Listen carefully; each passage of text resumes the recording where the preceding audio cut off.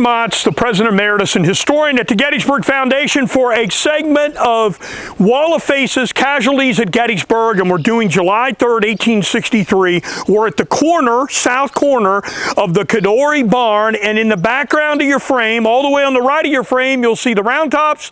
All the way on the left of your frame, you'll see the Pennsylvania Memorial and the Vermont Brigade Monument with General George Standard for July 3rd standing on top of it. In the fields off to the left of your frame will be where Kemper's brigade for July 3rd, 1863 will be attacking for Pickett's charge.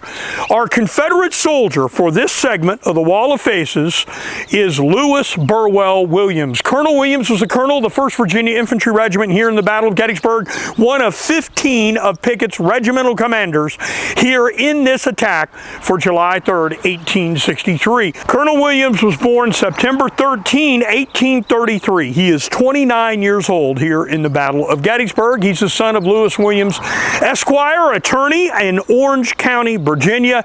And Colonel Williams will go to Virginia Military Institute in 1851. He will graduate in 1855.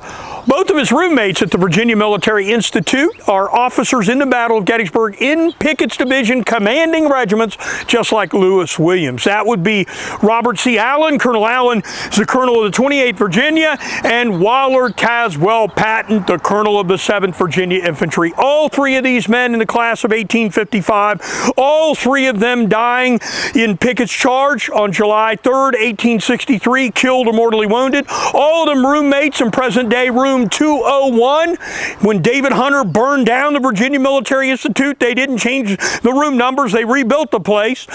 And all three of these men, of course, fated to die in Pickett's charge. Lewis Williams will be the captain in a Virginia unit. He'll become the lieutenant colonel of the 7th Virginia Infantry Regiment, the colonel of the 1st Virginia. And in the Battle of Gettysburg, he had been suffering from a wound received at the Battle of Williamsburg in 1862.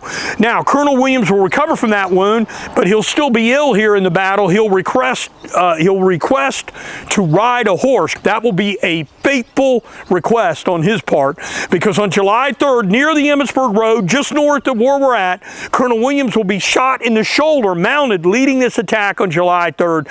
Unfortunately for him, he will fall on his own sword. He will impale himself and die here in the battle. Now, his body will be taken to the John Giddings Vault in Baltimore at the Greenmount Cemetery. Two other Gettysburg officers killed here, Waller Caswell Patton and Benjamin Watson Lee, a member of Edward Johnson's staff, will also be placed in the same vault in the Greenmount Cemetery.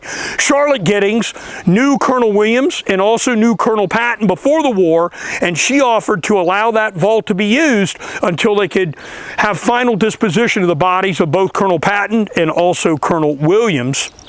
Now, Williams's body will remain in this vault for over 33 years. From the newspaper says July of 1863, the body's placed in the vault. In February of 1896, the body is taken out of this vault. It's given a burial after it's placed on a steamer and taken to Richmond, Virginia. And today, the body rests in Richmond, Virginia, in the Hollywood Cemetery. Two of the men that escorted the body down to Richmond when it was interred in Richmond in the Hollywood Cemetery in February 1896 were in Pickett's charge with Colonel Williams: Edward P. Reeve and Charles T. Lohr. Lohr became the regimental historian, wrote the history of the 1st Virginia. Both of these men saw to the escort of the body of Colonel Williams out of the John S. Giddings Vault, which is in Baltimore, Maryland, at the Greenmount Cemetery, and moved Colonel Williams's body into Richmond Cemetery, into Hollywood Cemetery. Now, Colonel Williams is our Confederate segment today.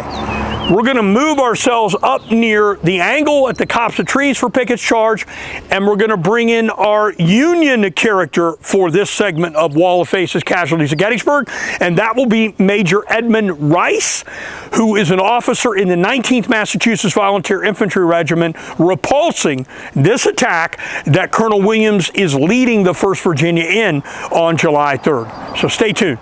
We're here on Cemetery Ridge. We just covered Lewis B. Williams, the colonel of the 1st Virginia Volunteer Infantry Regiment, as our Confederate soldier, officer in this case, for our Wall of Faces casualties at Gettysburg. And we're over here on the Union portion of the line for July 3rd, 1863 to do Edmund Rice of the 19th Massachusetts Volunteer Infantry Regiment. I'm standing right next to the 19th Massachusetts Infantry Regiment position for July 3rd, 1863.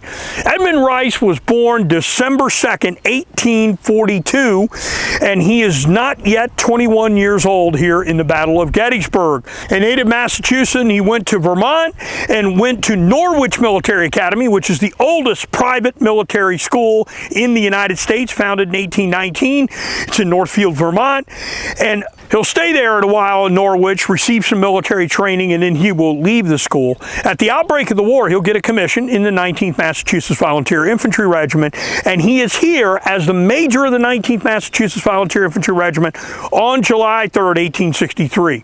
Now, in the chaos of July 3rd, the Confederates actually break through this line. So I'm going to move out a little bit. Let's pan first over to the left at the Cadore House and Barn, the Nicholas Cadore House and Barn. We were just there shooting the first part of this segment for Lewis Williams. He died probably just off the left of your frame, north of where the house is located. Now, on July 3rd, when Kemper's brigade comes up into this area right over here behind me, so does General Garnett and General Lewis Armstead off to the right of the frame here. And when General Hancock is riding down this line, he stops in front of the men in the 19th Massachusetts, and he orders them basically to get into this line pretty quick. Because if you look up into where the copse of trees are located here, the umbrella-shaped clump of trees, which is the target for Pickett's charge, the Confederate soldiers are breaking through that line. So Major Rice, as the major of the 19th Mass, will lead his troops right over my left shoulder, right off the right of your screen, into the copse of trees. Inside there, they will meet the Confederate soldiers, and Rice will be wounded. For his actions here on July 3rd, 1863, Rice will later, in 1891, be awarded the Medal of Honor. 5 Medals of Honor will go to the 19th Massachusetts Volunteer Infantry Regiment, second only to the 6th Pennsylvania here in the Battle of Gettysburg for the most number of Medals of Honor issued to a single Union regiment here in the battle. 5 will go to the 19th Mass, as I mentioned. Rice is wounded at Gettysburg. He'll recover from his wounds. He'll fight for the rest of the American Civil War. He has a long and illustrious career. First of all, he's an inventor. He actually invents a Rice trowel bayonet. So this is a shovel that is also meant for a bayonet. He'll fight in the Indian campaigns. He'll be a full colonel. He'll fight in the Spanish-American War, and he will retire in 1903 as a holder of the Medal of Honor, and here as a major in the volunteer unit in the Battle of Gettysburg, retiring as a brigadier general in the U.S. Regular Forces. He dies in Boston, Massachusetts of a heart attack. One account says he was in a hammock when he passed away, and he has a very unusual grave in Arlington National Cemetery, a boulder with a Medal of Honor actually draped over top of it, placed there to mark his grave. So Edmund Rice, our Union character here, a major in the 19th Mass, repelling Pickett's charge, Medal of Honor recipient here in the Battle of Gettysburg, and Colonel Lewis Burwell Williams, the colonel of the 1st Virginia of General Kemper's brigade, attacking the Union line where Rice is. I hope you've enjoyed this segment of Wall of Faces casualties at Gettysburg. Be sure to go down to the bottom of your screen, click subscribe, follow us on all the social media channels, and we hope you'll share this video too with all your friends and let them know about the great content coming out of the Gettysburg Foundation. Thank you very much.